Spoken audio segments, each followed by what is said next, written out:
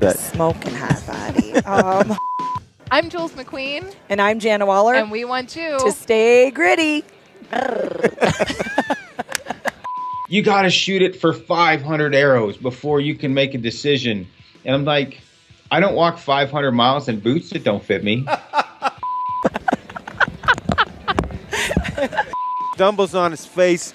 And then I hear him behind me yelling, "Take your shirt off!" And I was like, "Well, I know." I was like, "I know he's not talking to her." So, or maybe he was. I don't know. So I was like, "It's gonna happen. I need this cooler." If I can go into an area and see a couple of big blocky tracks, I know I'm where big bucks live. Yes. And I need to quit farting around and running up and down the mountain. I just need to hunt here and hunt it right. I've taken 4 bucks over 200 inches, with the biggest being 234. That one was actually officially measured. 234? And, that's actually the first chapter in the book talks about that buck, the one that started it all. Going in after those big bucks because they change at that age. Yeah. Most of them. I talk about this in the book. The 3-year-old bucks are the ones that give mule deer a bad reputation. They don't go nocturnal. They're always out. You can hike, and some of them are pretty nice. Some are pretty easy to kill. Yeah, they're pretty easy to kill. And you know what? If any of you are out there going, "Oh, you haven't hunted whitetail on public land, you don't know how hard it is." You know what? You're right. I don't. But I would put any 5-year-old mule deer in a unit that gives more than just a few licenses against any buck in any deer herd out there. On this episode of Gritty Bowman, Aron and I sit down at the Northwest Hunting and Conservation Expo in Salt Lake City at the Mountain Ops booth with Robby Denning, co-owner of Rockslide. Robby is the sort of guy you want to hunt with. Nice, knowledgeable, and an absolute killer. He has been dropping giant mule deer season after season. We discuss what Robby feels are important and often overlooked methods of hunting, and we talk about his new book, Hunting Big Mule Deer, How to Take the Best Buck of Your Life. If you like this show, please go to our website at grittybowman.com and subscribe to this podcast and tell your mates and pals about us. Do us a favour and please take a moment to leave us a rating or a review on iTunes or on our YouTube channel.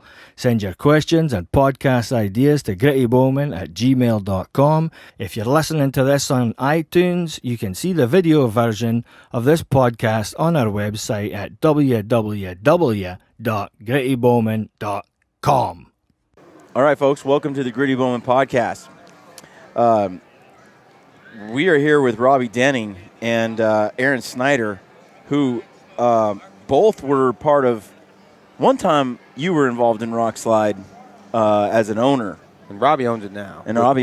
With Ryan. So how did you guys meet? We actually met kind of in a long, squirrely way through David Long. Yep. Ryan and David and I started it. We did a podcast earlier with Ryan. And David introduced me to Robby, or we knew obviously Robby through David, and I read David's book I read the part where you shot that deer with the crickets or whatever it was, if I remember correctly. That's right. Robby killed a crap ton of big deer. I would have to say now you're getting more known, Robby. I would say you're probably one of the most underrated. Robby's not a self-promoter, but Rockslide, the book. But dude, I have seen you. He kills giant. All over. I have seen your face. Deer. I mean, and don't take that the wrong way either. That I didn't really know you. Because I don't know anybody. Well, you're in Oregon. I don't pay attention to social media much, right, or never really watch any hunting TV or anything like that. Didn't get involved, but so circle of people I knew is pretty small. Mm-hmm. But then I met Aron, and then get to know who you are. And I heard Avery talk about you guys on the Natural Born Hunter podcast. Yep. Which was very enlightening, and talking about how you guys are a little different. And I'm an ass. We would, before we get to me being yelling at Robby. Which time? I get. David left Rockslide, which didn't, without going into great detail, did not go well. Right? It went well when he left, and then he did his thing or whatever, but. We liked Robby, and so we wanted to bring him on, and then I think we pretty much, not that long after that, split it into thirds, basically. Yep, basically, within a month. Yeah, and Robby's a businessman. He's very very anal when it comes to paperwork, which me and Ryan are not. It's bad, right? Really They bad. needed me. And Right, like at an epic level. Oh, yeah. I know. I've yeah. worked with you quite a bit. Oh, yeah. No. He's epically anal, and I'm epically half-assed. Well, that's And, what I mean. yeah. Like if I, like he gives me crap about Being not late being for late to everything. everything, which I mean, it's true. But you can call Aaron. Aaron's like, yeah, I'll call you tomorrow. He's not calling you tomorrow. He doesn't mean tomorrow. He doesn't mean tomorrow. If he says, I'll send you that email. He's not sending you that email. Probably not. Yeah, that's Self-admitted. how they brought me on, because they knew I was anal enough to keep that stuff going. And after about 2 weeks, Aaron said, Rob, do not use the CC button on email again. That's why I have you here. I don't want to know what's going on. Do not CC me. I said, all right, that's great. And I had whatever. I don't think I yelled at you more than twice. Just a couple times. I freaked out once, right? But Yeah. it wasn't Robbie's fault. It was my fault completely. I had a lot going on with Kafaru. Mm-hmm. We had plants and haters coming on Rock Slide. Yes. And we were just getting Rock Slide going. Mm-hmm. And I basically was just being a peckerwood and got pissed off, started yelling at everybody one day. And shortly after that was when I sold it. Not that it had anything to do with Robbie. Yeah. I just kind of I don't like being that way, you know what I mean? Like, if you ask me about somebody, I'm like, oh, yeah, I got due to peckerwood. But in general, I don't want to yell at people, so I kind of I probably need to calm down and lessen the stress level in my life. And Robbie's much, much more. I'm good to get on a website and get content. Yeah. Meaning, I'll get guys on there and I'll talk about backpack hunting. But as far as running a website, Yeah. Robbie's much better about getting blogs and typing, and he's got his crap together. Where me, I have my crap together because I'm in the woods all the time, Yeah. and I can talk about being in the woods. But if you said, Aaron, I need an article by July 15th, you would need to tell me today to get it to you, just because I have so much going on. Where Robbie kills tons of deer, he's very, very, very anal with paperwork, which has been a huge part for Rock Slide now. Because I know how Ryan is; he's worse than I am. You think I'm bad about I'll call you next week? Robbie will say, call me in 5, or Ryan will say, call me in 5 minutes. You won't talk to him for a month. And you'll call him every day. He won't answer the phone. And text him. And text his wife. Yeah. Yeah, he's bad. But no, it's been, I'm glad I sold Rock Slide in many ways. One, because now when I talk to Robbie, I talk to him like a great friend. I don't talk to him in a business portion of it because I don't have to deal with that anymore. Right. And I saw the kind of the backstory of the whole thing with Aaron's PM box, and Aron was actually really good about getting back to guys. I would get 3 PMs a week. He would get 3 an hour, and he would read some of these to me. And when guys send you their gear list, hey, would you look at me? They don't realize you just sentenced me to 2 hours worth of work if I want to do this right. I know. So Aron was feeling that pressure all the time. Like, gosh, I want to answer these guys, but I don't really have time. I got a spreadsheet yesterday from a guy asking me to review his gear list, and it's intense. Full-on spreadsheet, weights, ounces, products, and I'm like, and he wants you to take a look at it. I don't, and it's like a 3-page letter, and I would love to respond like that, but I kind of am like, I kind of have to fall back on. We did a podcast about that. You gotta go watch it. Exactly. And no offense to any of the listeners that are out there, but if you're hitting up people with 3-page spreadsheets, you're not going to get answered. And it's no offense to the person that you're sending them to. It's just a ton of work. And that's what was happening to Aron every day. And I was one of the ones that kept telling you, dude, we got to shake this up. We got to undo your PM box or something. Yeah, he was telling me to shut the PM box off. Because Aron was at the boiling point. He was literally, and Aaron's a nice guy. That's why I wrote about him in my book. But I saw him change in that couple-month period. Yeah. And then when he said with the posers and the haters that were getting on Rock Slide, I was behind him all the way. And that's why when he said, man, I want to come up with an exit strategy. He even accused me the next day of, gosh, you're not happy I'm leaving, are you? Yeah, and I was like, no, cool I'm not it. happy you're leaving. Yeah.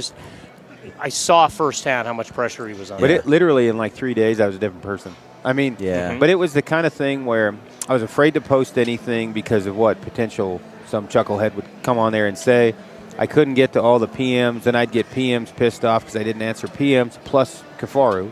And, it made it difficult.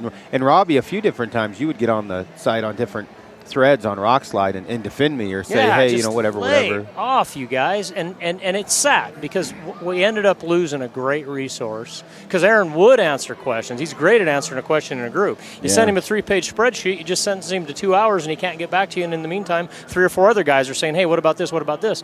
But if we could let him do his things on the forum, he could help hundreds of guys. Yeah. But then it got to where he couldn't even do that because, it's all going to be Kafaru. Oh, it's going to be this. You're biased. And now that I'm running a pro staff, I have an answer for that. At least on the legitimate companies, if someone's on their pro staff or on their staff, they're legit. And Aron, we get accused of that all the time. Of course you're going to be pushing Kafaru. Well, it's among the best. It's some of the best packs that are out there. Of course he's going to push it. What do you want him to do? Push Alpine packs? Yeah. I mean, what do you think he's going to do? Get on there and say, okay, dude, I realize you're using a 10-year-old pack, and I'm just going to give you kudos on it. No, he's not going to. He's not that kind of person. I was always a big fan of Aron. I followed him when he was just doing stuff for free on Bowsight, and he'd put on a pair of boots, and he'd get on there, and he did these thorough reviews. Yep. And, I mean, like detailed, like really intellectual and thought-out reviews and on gear, compare different packs. This is what I liked, what I didn't like. And he wasn't afraid to give his opinion, which might piss off a company who gave him some stuff. Right. And that was different. And plus, he's not paid. And that went on for a while, and then pretty soon he started getting companies giving him stuff, and then he went out to Outdoor Life and started doing stuff for them, and I got to follow that. And then he goes to Rockslide, and Anthony and I were on Rockslide every day. We went there because Aron was there, and he was posting stuff. And then we found all these other outdoor people who were also posting stuff on there, the Moffats, and it's really neat to see these backpackers post their articles and do their gear reviews and have that central place in that forum. I followed Aron through that, but I wanted more Aron Snyder. I just did. There wasn't a lot of Aron Snyder out there, and I didn't meet Aron at a show. I didn't meet Aron personally, but then when I did meet him and we sat down and we had a podcast at Corey's shop at Triple X Archery in Oregon a year ago, like yesterday, we sit down and we do that. I learned more in so people got a great podcast. It was like an hour and a half or something. I learned more in that hour and a half than I learned in a few years of hunting and backpacking. And then what didn't get on the air that we talked about for hours before and after, I was just picking his brain, asking all these questions. I learned more in that one weekend hanging out with Aron than I had learned in 10 years of backpacking. Yeah, and that's what I mean. That's what we lost on Rockslide because of a few, as Aron says, peckerheads out there that just can't let it lie and just let him get on there and do what he does. So. Well, I mean, Robby talked to me. It's my own fault, but Robby's like, hey, we got to get more Kafaru stuff on Rockslide. I'm like, yeah, I don't really want to get on there. And he's like, no, our guys, we want to be fair. He's like, we got 2 Seek Outside teepees. You don't even get on there and talk about your teepees. Well, I just wanted to make it, I just didn't want to deal with it, right, and make it clear. And Robby's been very clear, we know, but you and Kafaru were a big part of Rockslide. We'd like to get, make it fair. And right now it's unbalanced now. It's almost Kafaru light now. Yeah. And so, for all you peckerheads out there that wanted that, it happened. And as you see, now we're not getting to review some of the best gear that's out there. But Aron and I are working on that right now. Well, I'll say that, with the podcast, it's people like the podcast. They love to meet new people. We bring different people on, and you have people who really enjoy Corey Jacobson, who really enjoy, some of the different guests and stuff. But Aron, by far, is a huge favorite that connects with people for whatever reason. I don't know. I can't figure it. He's kind of...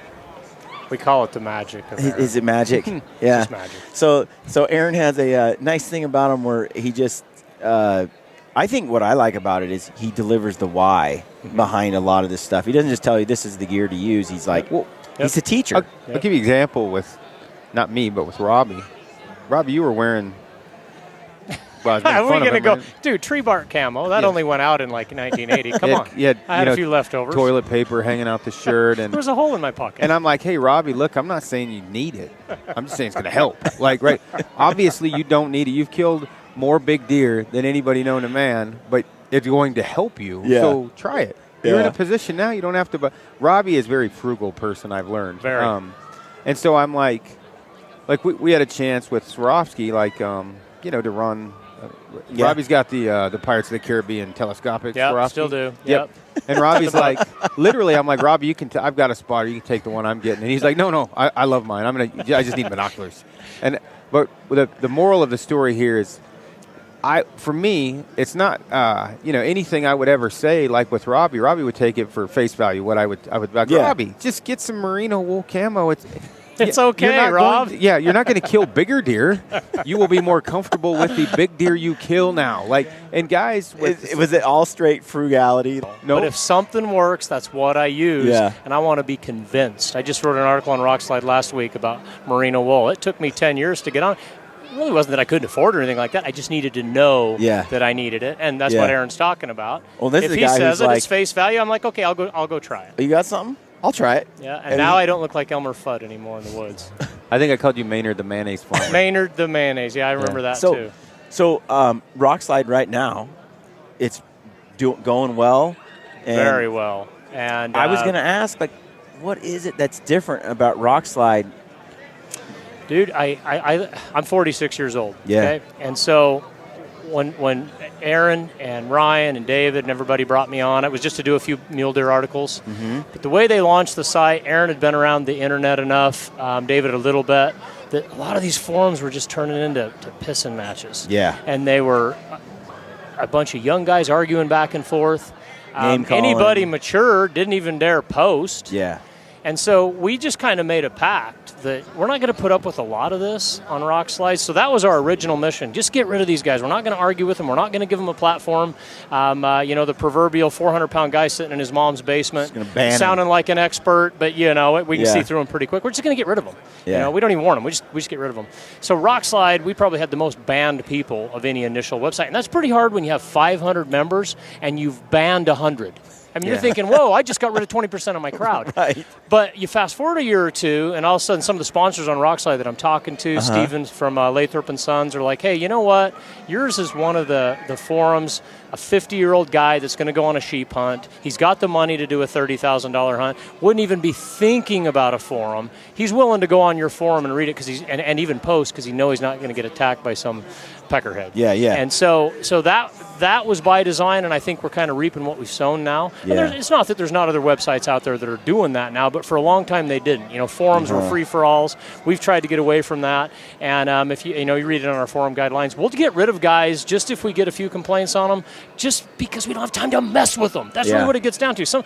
We've even banned a few people that were probably ultimately helpful. But, if they're on there pissing people off and causing a bunch of problems, we just don't want them. Well, so I think that's been some of it. It also creates a feeling, a negative feeling about your brand even, and it's like surrounding yourself with people that are positive, that because sometimes people act like, well, I know a lot, I have a lot of information, I have a lot to add, so that gives me the right to be a jerk. Yep. Well, and the one thing I remember 3 times I posted on there, basically, if you're in your mom's basement, if you haven't killed anything, if you haven't been in the woods, don't post. And I mean, that made enemies, right? But I was literally, I was looking, if somebody asks about, footwear and a guy's an ultra marathon runner, he can answer the question. But if a guy's asking about packing deboned meat, our pro staffer, Evan Williams, he's not, I don't know if he still is.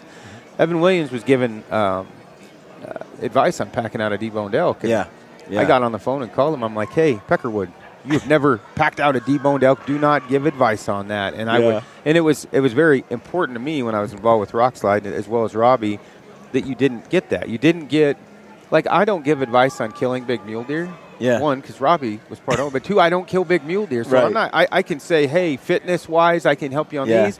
But when it comes to the actual, knowing the animal, knowing some of the things, I might say, hey, this is how you get into a basin and mule deer. But Robby's the mule deer killer. He's the one and if you notice Aaron's articles all these years, they're not 10 steps to kill a monster mule deer.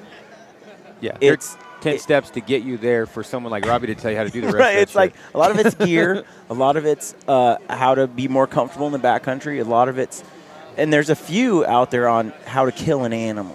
Yeah, but I've never heard you go into a lot around killing giant animals. Yeah, mostly it's just not. Well, I told Robby and Chris Rowe last year I try and shoot a big mule deer, which I didn't end up killing one, but I did pass up a lot, which is very difficult for me. Now, and Robby and I talk about this all the time because I'm such a horrible trophy hunter. But I can get there, right? I can hike in there. I can survive longer than any other man on the when planet. He comes out.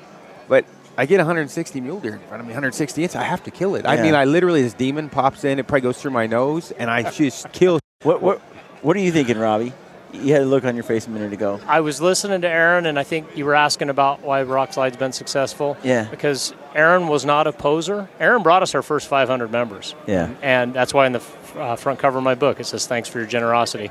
And it's been on many levels. But because Aron wasn't a poser, we were able to pull in a lot of guys that weren't posers. And it kind of built from there. Okay? Yeah. So I'm not hacking on other websites that are out there, but sometimes they just let the posers run wild. Yeah. And because we had Aron and a few other, real guys that were on there. I saw Brian Martin over there today. I know we had guys posting on stuff that really knew what they were doing. It just got rid of a lot of that, and we've been able to keep it in check. And 25% of our daily visitors are still brand new. We still got people that are feeling good about coming on Rockslide. If you go on and read our FNG post, or Aaron, you can tell them what that's. Effing new guy. Yeah, effing new guy post. where all the new guys can post on Rockslide and introduce themselves. I just love to sit down at night and read through those because it's neat to see those guys come on. They talk about what they're learning. Of course, we're a gear-centric website, so they're that's what's bringing them in. But just that they feel good about coming on there. And a lot of them will say, I don't post on any other websites, but I do post on here. Yeah. I know I was a lurker for years, but now I want to be part of it. And so we've been able to develop that community and kind of include some people. Yeah. And again, a lot of that started with Aron and some of the guys that we had on at the beginning, and that's what we want to continue with. That's pretty. It's a neat site, man. It's just it's the go-to for me. I think the one thing I learned, I learned a lot. If I was to do it again, honestly, I would have never involved David Long. Not David's a bad person, but the one thing with I'm just gonna go ahead and say it. Whatever Dave had seen, he gets really excited about something, and then he kind of gets bored with it, and it's his personality. And I've learned that about David, and I've forgiven him for everything. But then he wants to move on to something else. We got caught into him getting excited about something. It's the easiest way I could explain it. Yeah. And moving on to something else, maybe it was a misinterpretation. We assumed that he wouldn't start another site, and he did. All right. So, and I was very angry about that. Robby was much more forgiving. I'm like literally full tactical mode. I'm like, all right, nope, this is not going to happen. And Ryan was probably worse than I was. And I'm getting goosebumps thinking about it, right? I get irritated. Yeah. But what I learned was, partners are kind of for fishing. And if you're going to have a partner, like Robby's very trustworthy. If I was to do it again, I would have stepped back from everything, and I would have had Robby run the site, and I would have just sent in articles, and that is it. I would have just got the content. I was because I don't belong in business meetings, and I mean, in the sense of like at Cafaro, it's different because it's my wheelhouse, right? Yeah. But when we have we have like Robby's, right? We have a backbone of smart and intelligent people, right? Where I would have just stepped back and just produced content, and the site probably would have been even better because Robby is good at facilitating the site. Yeah. I am not, and I should have just did content. And I would say that, like, people ask Aron, why don't you start your own podcast? Or they did for a long time, Right. And I'm like, and Aron and I have now been doing this for a long time. Aron's pretty much, on more than half of the episodes. I mean, he is the Gritty Bowman, Right. And That's how I know about it. Yeah, and for as long as he'll do it, that's where he's going to stay, But people ask him to go and do his own, and he's like, that's not really, I don't want to be the guy that does it. I want to produce the content. Exactly. I want to be the guy that delivers the content. And it's a good partnership for us because it accentuates what I'm good at and then what he's good at without us, But at the same time, talking partners, like financial and all that, I don't want friendships to be lost and stuff over that. So, right, and that's a tough place to be. But I gave a lot of advice, well, not a lot, some to Brian off of what happened. He's heard, this is what happened on Rockslide. This is what I found out while we were on Rockslide because I told you to not have any partners. Yeah. Just because of how it is. It's not oh, it's not a website with forums. It's a pain in the ass. I was like, and over time, that's just how it turned out. Yeah. But I feel like Aron's a partner, Right. And I don't know how much you still are on Rockslide, but it feels like you're still Rockslide to me. He is. That's a lot of people still identify him with that, and sometimes he's on there, sometimes he's not. But Aron was, because he was one of the founders, that personality is always going to be there, and we welcome it. But if I was your consultant, I would tell you, don't get Aron bogged down in the details. Oh yeah. Let Aron do what he does. Keep him up here. Keep him hunting. Keep him wearing the gear. Keep him killing stuff. Oh, but don't even here get him in the details. He's over here That's not like where he's going to perform. shaking hands and meeting people, and I can see. well, it's the snow is thawing and antlers are falling off the They are. deer's You can head. hear 'em. And I'm like, and I've been sick, Yeah. right? So literally, it is eating away at me to be here, and it's great meeting everyone, and it's great doing the podcast. But I literally am like, I'm getting fat. There's horns on the ground. The snow's melting. I got a recurve to shoot. And that's just me. Yeah. And Robby is and Kavaru's learned that as well. They have to bog me down some, but they've also, it's pretty much a standard. I have to go spend a minimum of 120 days in the field because then we don't get the testing, we don't get the photos, we don't get that going on. That's where the creativity and that's comes where from. good relationships matter, because then you leverage each other's strengths, Right. and take care of each other, and Right. I like that. So, hunting big mule deer, how to take the best buck of your life. That's your new book. That's my and new it book. came out July 17th. July 17th. Robby Denning. Robby, how many the deer, right? Have you heard what list the deer off you've killed, biggest to smallest? I can only think of about 10 that I can do it on the list because I lose track of them too. I seriously, when I walk in my garage, sometimes I have to look at them and kind of think back, okay, that's that buck. I don't have that problem. Yeah, right. Exactly. Yeah, but you got to remember I've been doing it since I was 12, and I'm 46 now. So I've taken 4 bucks over 200 inches, with the biggest being 234. That one was actually officially measured. 234? And, that's actually the first chapter in the book talks about that buck, the one that started it all, because that was the buck that lit my fire, and it's still the biggest buck I've ever seen on the hoof. 20 years later. That'll hook you. And then I've shot a lot of bucks between 170 and 190, but 4 over 200, a few over 190, and there's actually guys out there that are killing bigger bucks than me. Jason Carter, I just saw him right down there. He's got more 200-inch bucks than I do, but mine have all come from typically general season over-the-counter tags or fairly easy-to-get tags, because almost everything's draw now. So even Colorado, you can't really say it's over-the-counter. Yeah, exactly. And so I've only had a couple of premium hunts, and I've killed good bucks on them. I've had 2. One of them's on the front of that book, and I killed a 190 buck in Idaho last year on a draw hunt. But for most of my hunts, if there's a claim to fame, it's just that I have had to get out there and grind it out on public ground like everybody else, and I don't want to paint a picture that it's easy. It sucks, and I get discouraged like everybody else, But the book was basically my 38-year journey on killing 25, 30 big bucks, and what I do to research the hunts. And how that has changed in the last 20 years. I talk a lot about that. A little bit has to do with forums, some of the research services out there that I know some of you hate, but I don't know what to tell you. We are in the new millennium, and they are there. I was just down there at the Hunt and Fool booth. They've got like 6 very intelligent guys spending 8 to 10 hours a day doing nothing but researching units. This wasn't even on the radar 20 years ago. I mean, we were doing all this stuff through Ma Bell and calling people, and so I talk about that in the book, and how I'm researching hunts now, and how you got to have a really diverse application strategy. I don't just hunt over-the-counter tags either. I mean, you'll get your butt handed to you on a plate if that's all you do. But I try to make sure I'm applying for really good tags. I'm also applying for tags that I know I'm going to be able to pull, and then follow them back on some general seasons. I talk about, obviously, the gear, because that's the other thing I learned being part of Rockslide, even though I didn't pay much attention to it for years. I literally looked like Elmer Fudd. I have the striped jacket.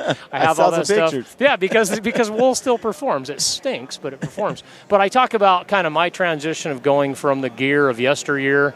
Let's face it, the North American Indians were killing more big stuff than we were, and but our gear now is lighter. It functions better, and I talk about that journey. But the the meat and potatoes of the book is really my 38-year journey on what I'm doing to find and kill big mule deer, and I go into all the techniques on it. I talk about 9 different techniques in there that I use. Glassing is heavy, definitely.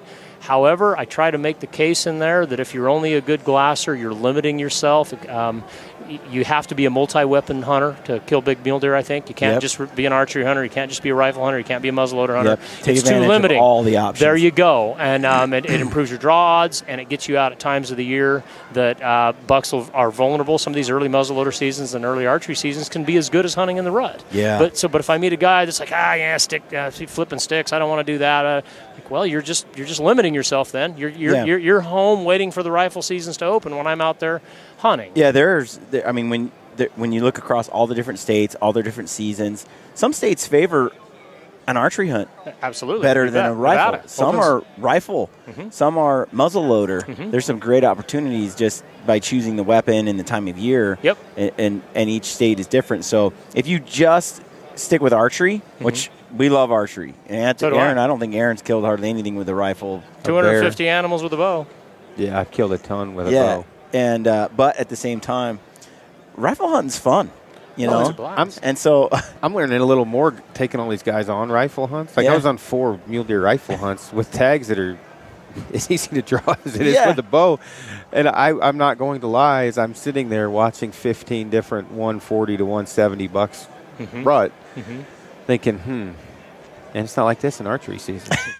And I mean, but it was fourth season, it was peak of the rut, but and you can draw that specific tag with 3 points. You know, but what do you do the other 3 years? You got a bow hunt. You got a muzzleloader hunt. Well, and that's kind of what, like, since I, bow hunt, I can draw a second choice tag easily, bow hunt every year. Now, obviously my new thing with the stick or whatever, the recurve is a little bit different, but I don't, for me, like, since I'm a crappy trophy hunter anyway, it's about the bow hunt, but what I like is the fact is Robby could call me in the gun season, and since I like to go, I can go with Robby, take photos, and so I get benefit from that. But like Kip Fowler's a good example. If you imagine if Kip had a gun in his hand, that's right. He'd do some damage. Kip only bow hunts. I'm gonna read a little bit of this real quick, just for people that are listening.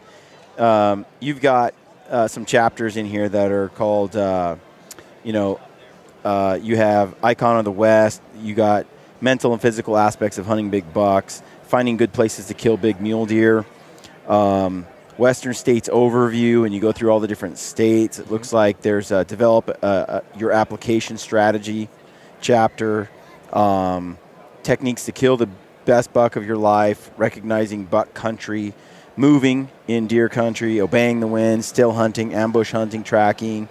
I'm going to interrupt. Robby is a tracking fool, and you should talk about that because Robby hunts mule deer like a Native American.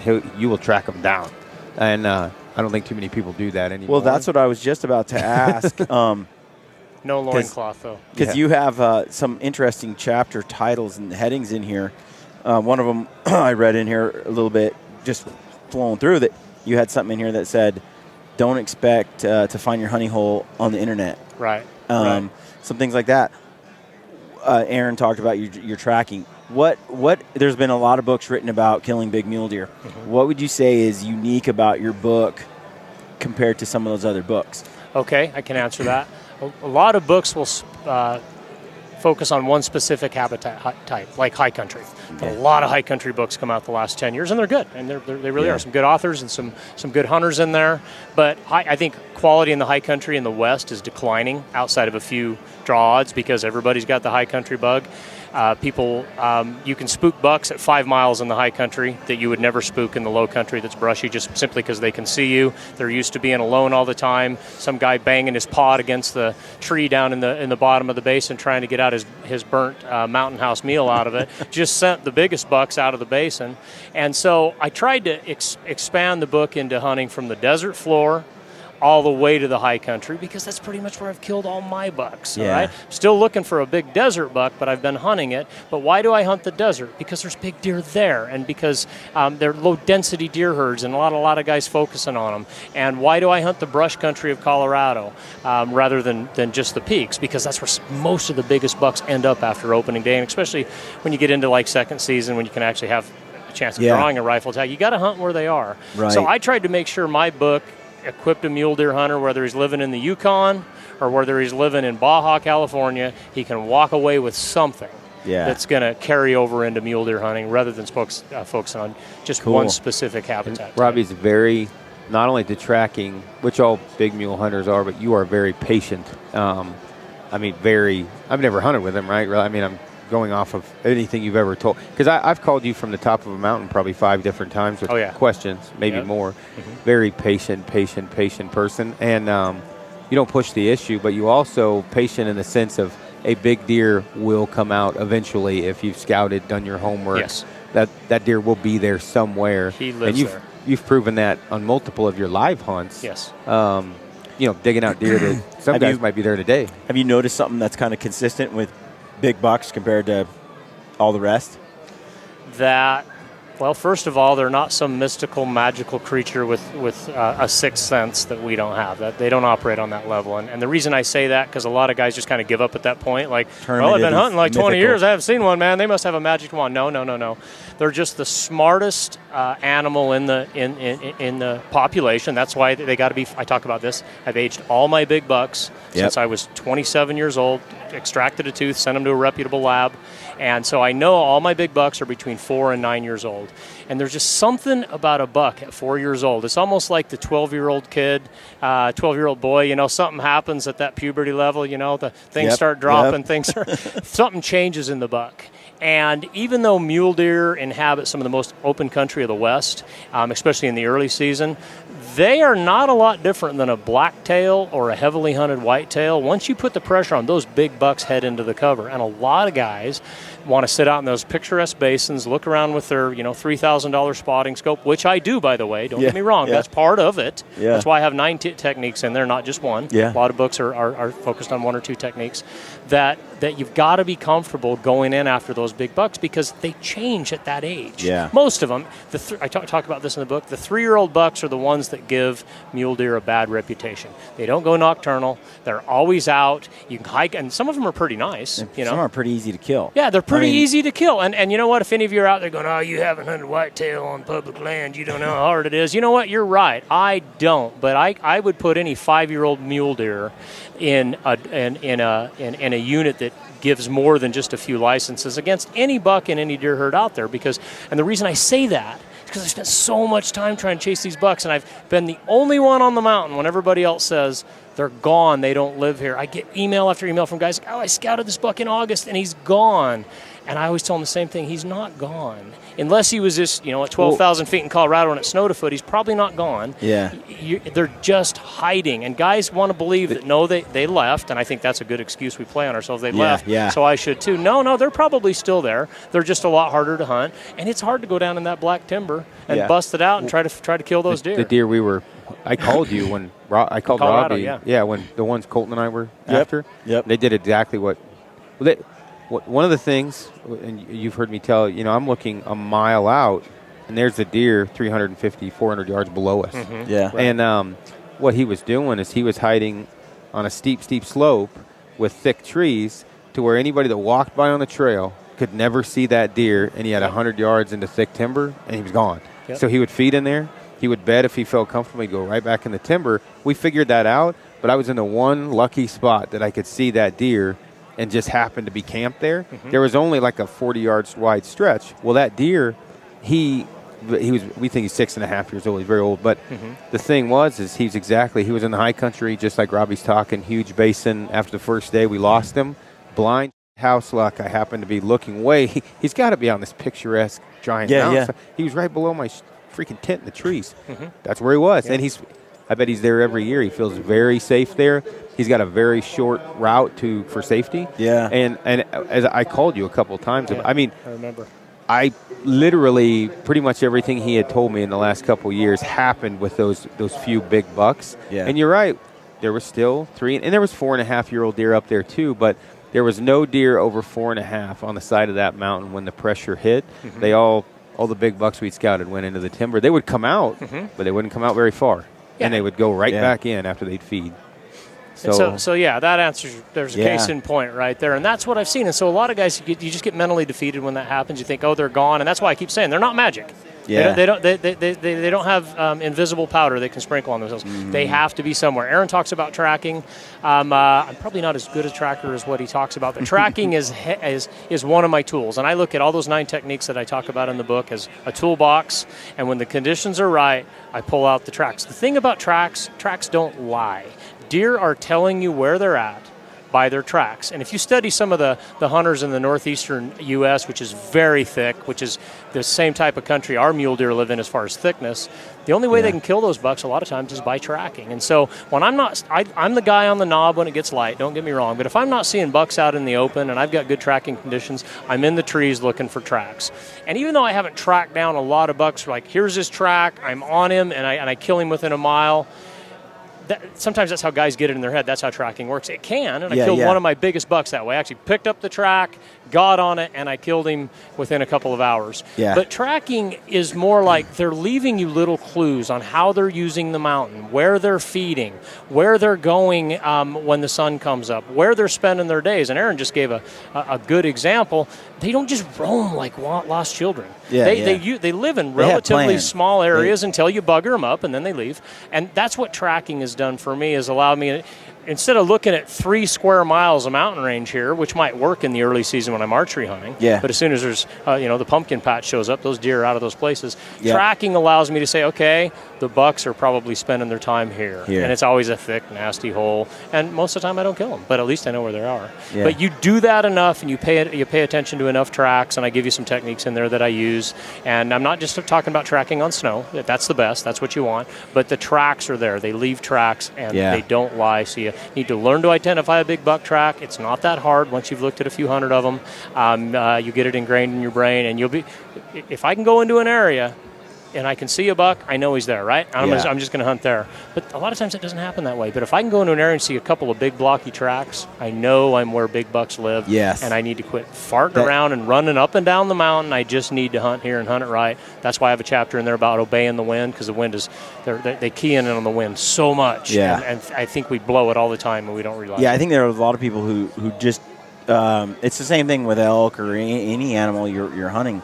You start following tracks, finding bedding. You just start to see where they're feeding. You start putting the pieces together.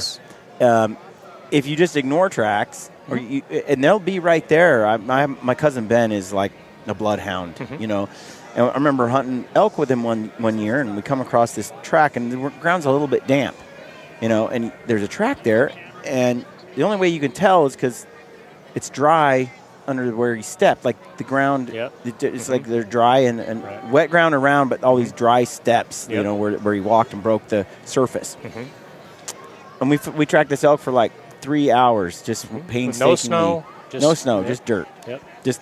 We're just following this track, and just slow, one step at a time. And it's one of those stories where we come around the corner and there he is feeding, and we tried to kill it and we failed, but still. But you found the elk. We did, and it was neat too, because when we're on that track, I'm like, where are you seeing these tracks? They're right there, right there. And it took me probably 3 more years before I couldn't track it. I just didn't have the experience, and he'd be like, right here. And then I'm like, we're not on the track. I don't know what you're talking about. I mean, how can you tell that track among all these other tracks? This is the fresh one. How can you tell? And we would follow it. Sure enough, there's this steaming pile of poo, and then there's this urine pile, and I was like, he is on the track. There is an elk, like close. And sure enough, we get on it, and now we use tracking all the time. Right. Now tracking is like I went to Prince of Wales and we shot a bear, and it was bleeding just tiny drops, but we were on our hands and knees following that thing through the bush for staying on his track. And we would go about 50 yards or so without finding any blood. But you're able to find the track among all these other tracks. But that just took experience. A broken branch here, grass knocked over here, and it's interesting now. I see this whole world of tracks that I didn't used to see. Totally. You should read some of Tom Brown Jr.'s book. He's one of the best trackers that's still alive, trained by an Apache. I've been to his school. What's it called? He trains the military. Yeah, he trains Tom Brown Jr. Tom Brown I think Jr. he's in New Jersey, isn't he? He is now. That's where his school's at. But he comes out west, too. And he explains tracking this way. Tracking is just an awareness. And that sounds so oversimplistic. Yeah. No, he's exactly right, because everything you just said about that elk story, did you notice when you were following his tracks? I'll bet you saw wallows. I bet you saw rubs. I bet you saw places other elk are hanging out that you may not have even realized, hey, this is how they live. This is where they use. And that's what I learn about tracking. I learn all the places they go and what they do. And after that, our strategy was, approach from this side in the meadow, wait for them to come in where this bull was feeding and by himself in this little thicket. You find these little bedrooms that are theirs. There you go. And it was like, whoa. And we saw where he had walked from. And so we started hunting. You just put all those pieces together, and then you start getting into better positions to kill an animal. Yeah, and I'm glad you said that story, because that's exactly, when people hear me talk about tracking, they think, oh, you follow the track, you kill the deer. Sometimes. Yeah. But no, it's what you just said in that story about finding, okay, now we know how to approach this meadow next time we hunt it. That's the other thing you're going to find in my book. Even though I hunt most of the western states, I don't jump around a lot. I jump around until I find where I want to hunt, and then there's some places I've been hunting for 20 years that haven't changed. There's some places I'll hunt a year or two and move on. But once I find where they're at and I start to put that puzzle together, I'm not going to walk away. That's why I hate draw hunts, because you only get to hunt them once. It's a one-shot deal. And you better know everything about it, or you're going to waste We talk your about time. that all the time. Do we want to go hunt this primo unit that we're only going to hunt once in our life, or hunt here every year for 5 years? Which one, that's over the counter, which one is giving us a better long-term chance of killing a big animal? Based on my stats, the 5 year. Yes. And I talk about that in the book. Knowing the land to us is more important now than the tag. Yeah, than the tag. And don't get me wrong. I talk about that in the book. I want the tag, too. And I've had a couple of them. They're friggin' awesome when you get them. But I've also learned if you can't handle the over-the-counter, grind it out, not seeing a lot of deer hunts, you're probably going to screw up your premium draw hunt, too, because you ain't got the cojones to stick it out, because even the premium draw hunts, save just a couple of them that are out there, they're still hard, too. Big bucks are smart, and they hide. And a lot of guys can't mentally deal with that. Yeah, and I can tell you, Robby, I've called him for advice for other guys. Like, hey, this guy's got this many points, and he wants to do this. And Robby like, well, he wasn't very intelligent and should have gotten that many points. And so he's been pretty wealth of knowledge when it comes to the mule deer hunting. But we should probably wrap this up, I guess. Huh? Yeah, we should. Hey, thanks, I guys. really appreciate you coming on. Thanks, and Brian. I want to follow up again as I read the book, because I'm going to read the book. Sounds good. And get back to you after I've read through it, and I'm sure I'm going to have some questions. So let's Sounds do it again. good, as long as it's not a 3-page Excel spreadsheet. Because I told you how I handle those. No, dude, I plan if on you doing want to it fire over. me a couple of sentences, let me answer those, and then a week later fire me a couple more. I'll do it over Skype on a podcast. We can do that too, dude. I Skype as well. But yeah, appreciate you having me on. And again, Aaron, that's not an accident what I put in the book in there about your generosity. I got a pile of gear at home. I got a successful business because of Aaron and his generosity, and I wouldn't be here today if it wasn't for him. So good to meet you too, Brian. Here. I'm here too. Well, thanks, Thank guys. you. Okay. Take care. Yep. Thanks, guys.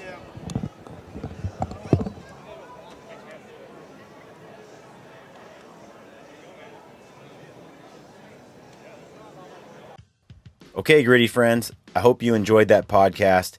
If you did, please take a moment to leave us a review on iTunes, Podbean, or Stitcher. We love reading your reviews. And connect with us on social media if you're on there. Look us up on Facebook and Instagram, and take a moment to subscribe to our YouTube channel so you can receive notifications when we upload new videos. We've got a sweet deal with Mountain Ops. You get 20% off on all Mountain Ops supplements, combo packs, and apparel when you type in the word gritty at checkout.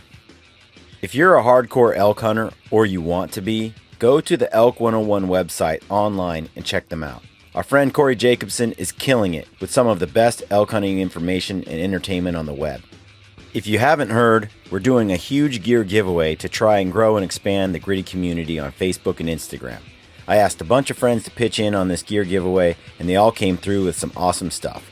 Our friends at Kafaru, Rockslide, First Light, Phelps Game Calls, One Shot Gear, Mountain Ops, Triple X Archery, Blacktail Outdoors, and Is It September Yet are pitching in some sweet gear for the giveaway. We'll announce all the details in the next few weeks. All you have to do to be entered to win is like our Gritty Bowman Facebook page and follow us on Instagram.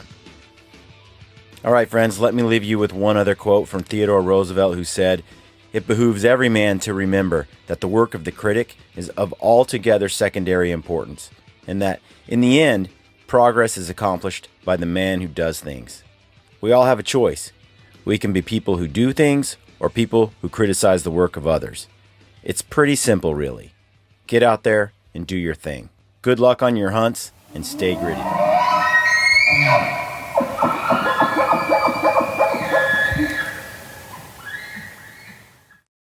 This is Ty Stubblefield, and you're listening to the Gritty Bowman.